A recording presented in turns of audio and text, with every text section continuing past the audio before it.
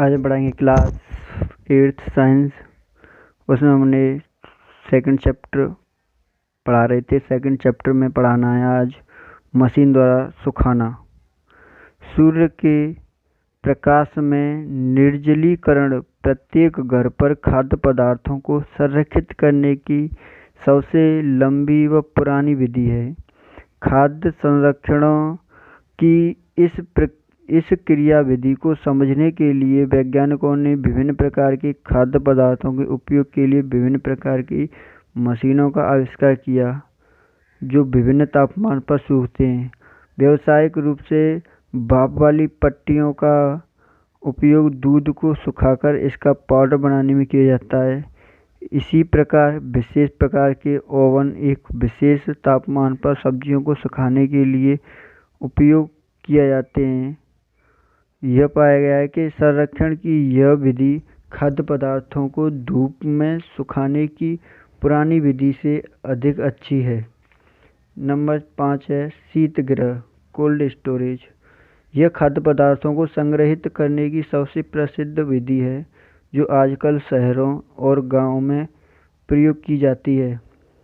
बहुत से मौसमी फलों और सब्जियों को शीतगृहों में रखा जाता है। बाजारों में मांग के अनुसार विभिन्न स्थानों पर इन खाद्य पदार्थों को भेजा जाता है। यह विधि प्रशीतन के सिद्धांत पर आधारित है। ज़्यादातर फल, सब्जियां, अंडे, मांस, मछली इत्यादि को शीतगृहों में रखा जाता है। नाइट्रोजन चक्र। हमारे वायुमंडल में 78% नाइट्रोजन गैस है। नाइट्रोजन सभी सजीवों का आवश्यक संघटक है, जो प्रोटीन, पर्णरहित क्लोरोफिल जो होती है, न्यूक्लिक एसिड एवं विटामिन में उपस्थित होता है। पौधे एवं जंतु वायुमंडलीय नाइट्रोजन का उपयोग सीधे नहीं कर सकते।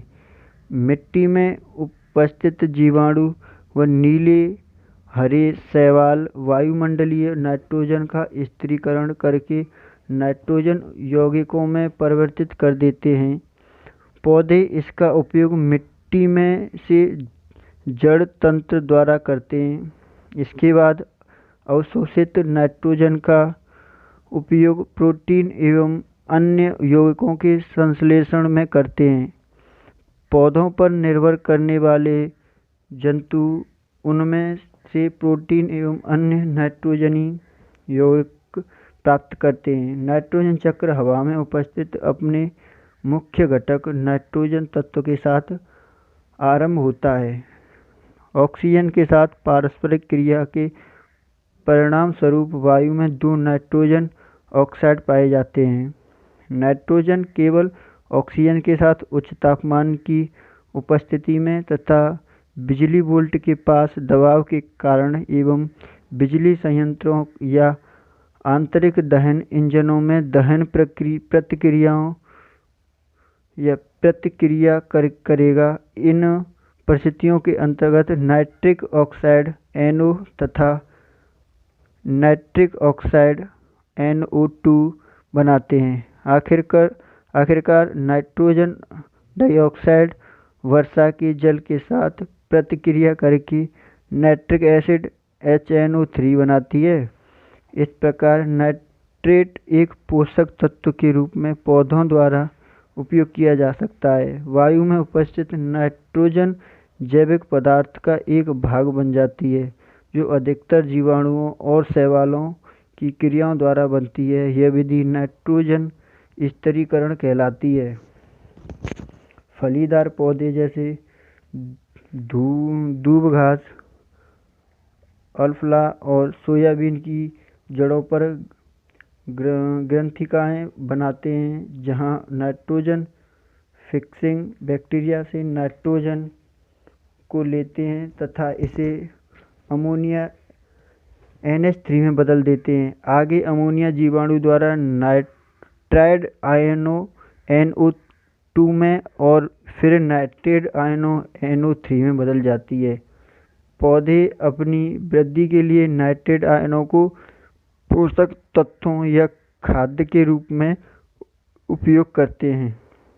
नाइट्रोजन बहुत से अमीनो एसिड से मिलकर आगे चलकर प्रतिक्रिया करके प्रोटीन बनाते हैं। पौधों पर निर्भर रहने वाले जंतु उनसे प्रोटीन प्राप्त करते हैं। यहाँ पे तुम्हारा चैप्टर होता है समाप्त सेकंड। इसके बाद में कुछ क्वेश्चंस बोल रहा हूँ, आप उन्हें लगाना। पहला क्वेश्चन यह है कि सूक्ष्म जैविकी से आप क्या समझते हो? सूक्ष्म जैविकी से आप क्या समझते हो? नंबर दूसरा है क्वेश्चन, जीवाणु क्या होते हैं? सूक्ष्म जीव क्या होते हैं? तीसरा क्वेश्चन, और सूक्ष्म जीव क्या होते हैं? चौथा क्वेश्चन, सूक्ष्म जीव कितने प्रकार के होते हैं?